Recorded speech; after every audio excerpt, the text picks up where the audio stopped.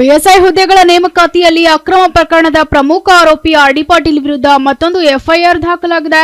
ಜೈಲು ಸಿಬ್ಬಂದಿ ಮೇಲೆ ಹಲ್ಲೆ ಮಾಡಿದ ಆರೋಪದಡಿ ಪ್ರಕರಣ ದಾಖಲಿಸಲಾಗಿದೆ. 3 ವಾರಗಳ ಮಧ್ಯಂತರ ಜಾಮೀನು ಪಡೆದ ಅವರು ನವೆಂಬರ್ 21ರಂದು ಜೈಲಿನಿಂದ ಆರ್.ಡಿ. ಪಾಟೀಲ್ ಬಿಡುಗಡೆಯಾಗಿದ್ದ. ಅದೇ ದಿನ ಕ್ಷುಲ್ಲಕ ಕಾರಣಕ್ಕೆ ಜೈಲು ಸಿಬ್ಬಂದಿ ಮೇಲೆ ಆತ ಮತ್ತೆ ಹಲ್ಲೆ ನಡೆಸಿರುವ ಬಗ್ಗೆ ಕಲಬುರಗಿಯ ಪರ್ತಾಬಾದ್ ಪೊಲೀಸ್ ಠಾಣೆಯಲ್ಲಿ ಎಫ್ಐಆರ್ ದಾಖಲಾಗಿದೆ. ಇನ್ನು ತನ್ನ ಮೇಲೆ ಹಲ್ಲೆ ಮಾಡಲಾಗಿದೆ ಅಂತ ಆರೋಪಿಸಿದ ಆರ್.ಡಿ. ಪಾಟೀಲ್ನಿಂದಲೂ ಪ್ರತಿ ದೂರು ದಾಖಲಾಗಿದೆ.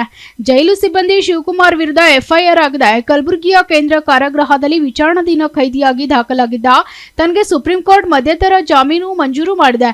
ಹೇಗಿದ್ರೂ ಕೂಡ ನೀನು ಹೇಗೆ ಜಾಮೀನು ಪಡೆದುಕೊಂಡೆ ಅಂತ ಜೈಲು ಸಿಬ್ಬಂದಿ ಶಿವಕುಮಾರ್ ನನ್ನ ಮೇಲೆ ಹಲ್ಲೆ ನಡೆಸಿದ್ದಾರೆ. ಜಾಮೀನು ಸಿಕ್ಕರೂ ನನಗೆ ಹೊರ ಹೋಗಲು ಬಿಡುವುದಿಲ್ಲ ಅಂತೂ ಅವರು ನನ್ನನ್ನು ತಳ್ಳಿದ್ದು. ಈ ವೇಳೆ ನನ್ನ ಎಡಕಿವಿಯಿಂದ ರಕ್ತಸ್ರಾವ ಆಗಿದೆ. ಬೆನ್ನಿನ ಗಾಯದಿಂದ ಬಳಲುತ್ತಿದ್ದ ನನಗೆ ವೈದ್ಯಕೀಯ ಚಿಕಿತ್ಸೆ ಅವಶ್ಯಕತೆ ಇತ್ತು. ಹೀಗಾಗಿ ಬಿಡುಗಡೆಯಾದ ಬಳಿಕ ತಾನು ಚಿಕಿತ್ಸೆ ಪಡೆದಿದ್ದು ಆ ದಾಖಲೆಗಳ ನನ್ನ ಮೇಲಿನ ಹಲ್ಲೆ ಸಾಬೀತುಪಡಿಸಲಿವೆ ಅಂತ ದೂರಿನಲ್ಲಿ ಆರ್.ಡಿ. ಪಾಟೀಲ್ ತಿಳಿಸಿದ್ದಾರೆ. ಬ್ಯೂರೋ ರಿಪೋರ್ಟ್, ಯಶಸ್ವಿ ನ್ಯೂಸ್, ಕಲಬುರಗಿ.